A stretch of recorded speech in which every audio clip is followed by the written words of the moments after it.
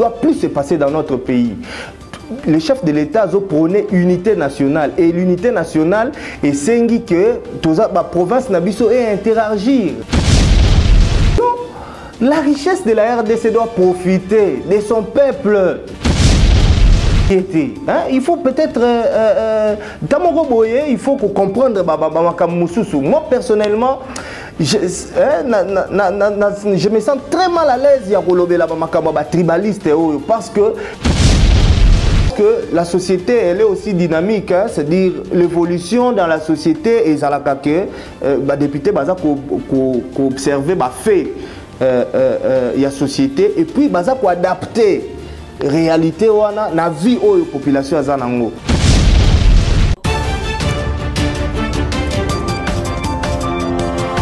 Mbote na bino balandi ya télé-réalité RDC ngai Benicia totonda na za mosengo ya représenter bino émission oyo. Totiki bino te na ba surprise lelo tokiti sur le terrain na commune ya Kalamu tokolakisa bino lolenge nini bato ya commune ya Kalamu bakasaka vina bango. Donc polele pe to bomba elo te. Donc to côté moi muke kendo luka comment ba marié ba vivre mandat na bango.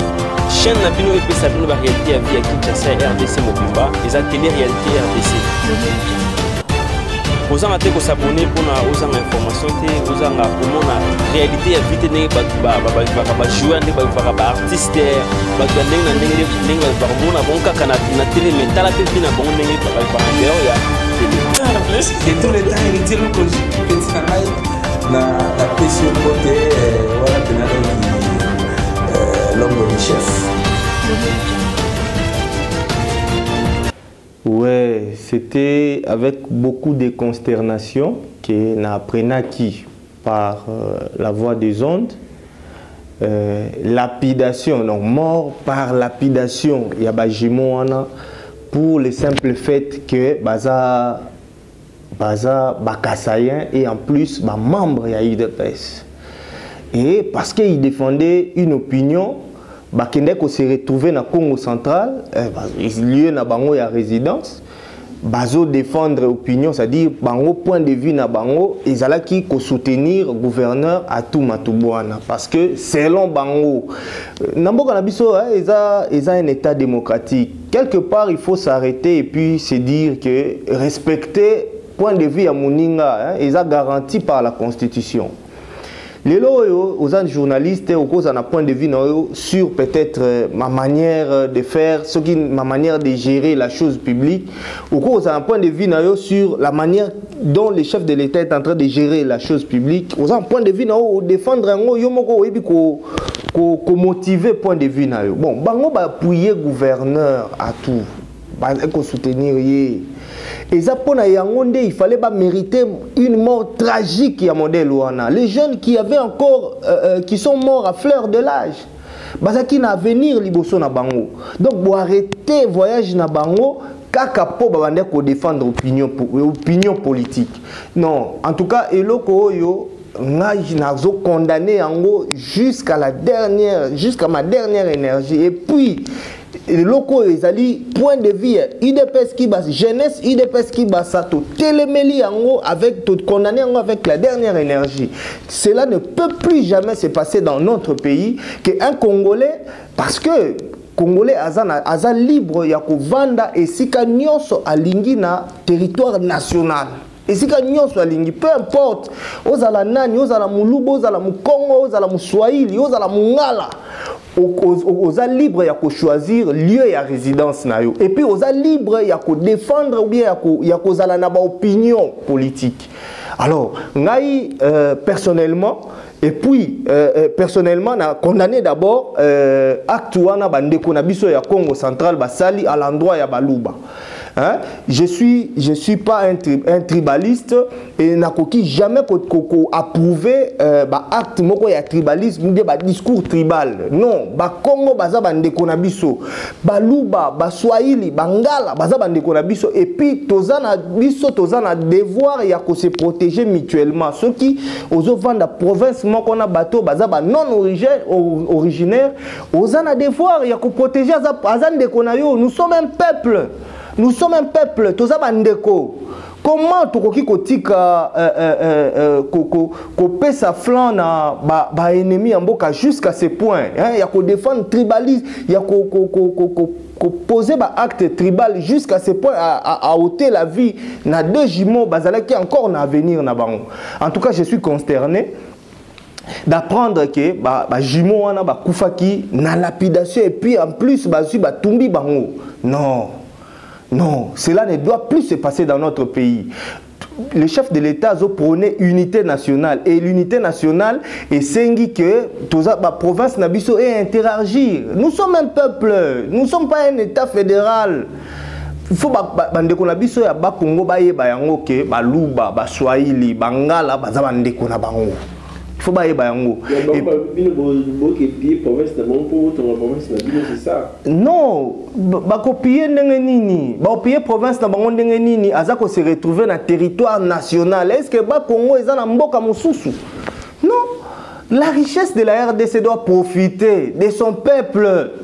Alors, Kassayen ou bien Moussoaïli ou bien Moulouba, ou à Monique, terrain, il y a bien ça la business, et ça Congo central. Aïe, ça là, bon, pour la nini, bino moko ba autochtone, bon, ça li mieux que yété. Il faut peut-être, tamoko boye, il faut qu'on comprenne, moi personnellement, je me sens très mal à l'aise ya kolobela ba tribaliste parce que dans ma famille nazolobela Congo central, dans ma famille nazana ba neveu, nazana ba nièce, nazana ba petite sœur bali na ba Congo central wana. Et quand je parle na Congo central nazoloba boye na Congo central, je me sens très mal à l'aise.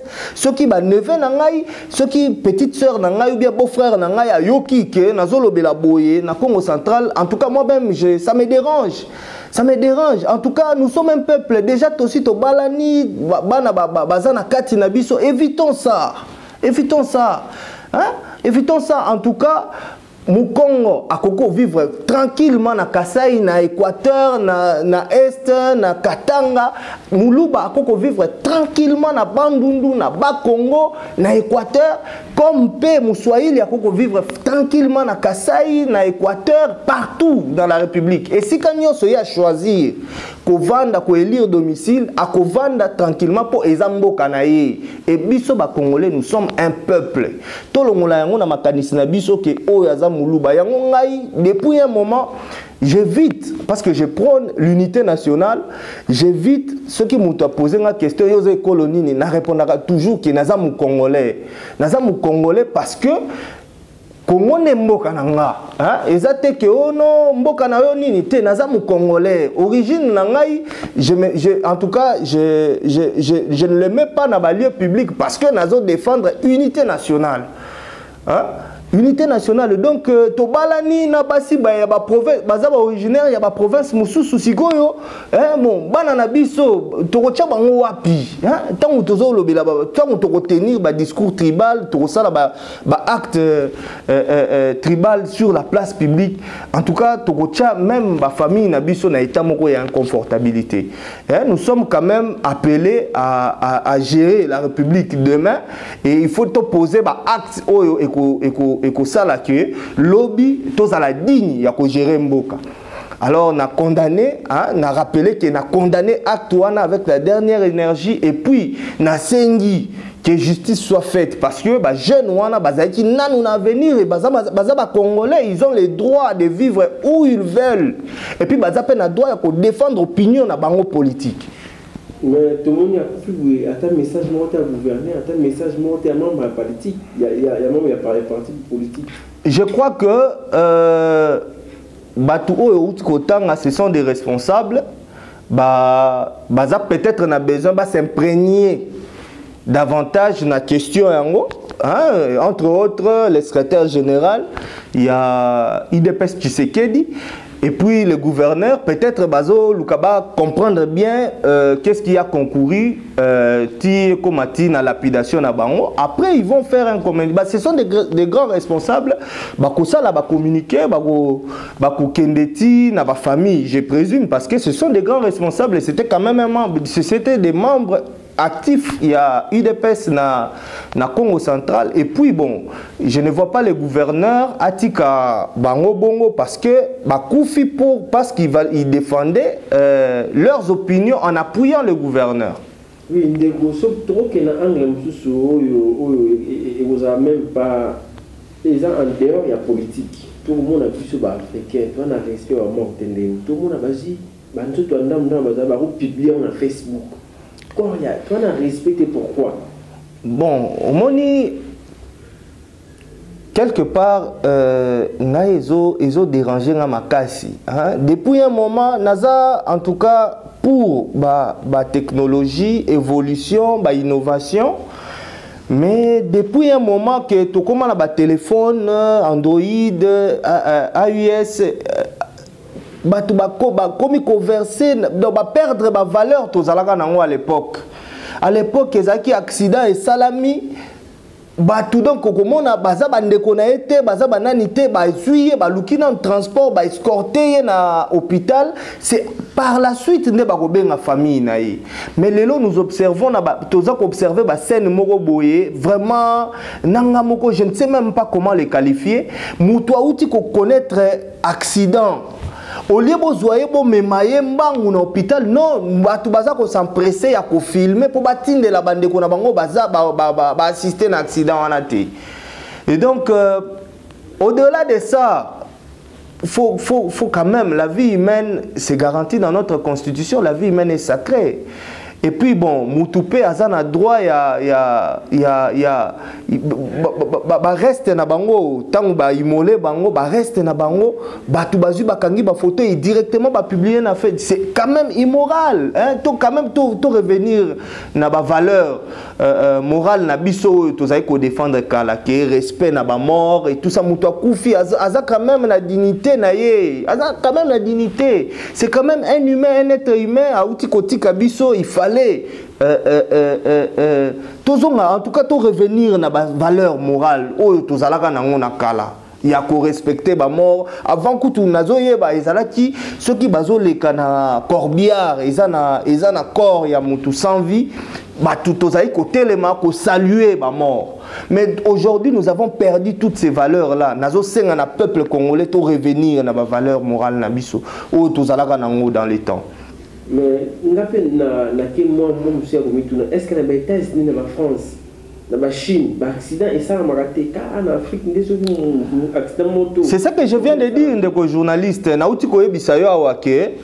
Revenir, en tout cas, perdre ma valeur et belé, modernité, et puis ma technologie, et ça dit que tout ça n'a moi ma cambo belé, tout ça là n'oublions pas que nous sommes bantous et tout ça n'a ba na ba coutume na biso comment nous vivons dans la société, ba technologie na modernité et faire perdre biso ba repère.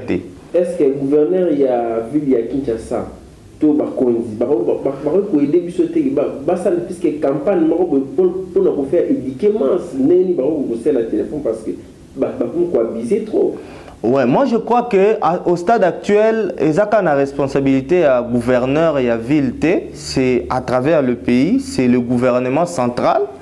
Il faut azwa ba mesure moko draconienne, hein, na monaka ba interpellaka journaliste moko boye o ya zwaka photo ya feu papa Wemba na morgue a publié en na toile ba interpellaka ye et je crois que punisaka est conformément à la loi et s'il y a peut-être la loi est la loi ne dit rien par rapport à cette question, il faut député auto-votaki Basalami Beko tendant à préserver la dignité de la vie humaine. Hein, tout ça quand même, nous avons continué à marteler là-dessus. Nous sommes bantous. Tout ça, nous avons coutume na biso. Vivre dans la société, alors j'insiste, je martèle beaucoup plus sur ça. Et ça a une responsabilité à gouverneur, et ça a une responsabilité à gouvernement central. Il y a qu'à sévir. S'il faut même qu'on traduise devant instance judiciaire compétente, il faut qu'on traduise il y a modèle auteur, il y a acte répréhensible. Donc, non, tu veux quoi, évoquer comme il y a des lois. On a tout le monde honorable, c'est que le servir mon côté. Parce qu'il va voter pour honorable. Oui, encore une fois de plus, Naza déçu, na député na biso. Je crois dans l'émission précédente, na lobaki yango et puis nazo continuer ko loba yango que ba député na biso bazo décevoir. Bazo kende beaucoup plus qu'au défendre ba intérêt il y a bango moko personnel et puis ba intérêt il y a bord politique au baza ko se retrouver actuellement en lieu et place ba défendre peuple oyo atindaka bango na parlement lelo oyo ba besoin tozanango ba besoin pressant oyo population zanango besoin yango wana.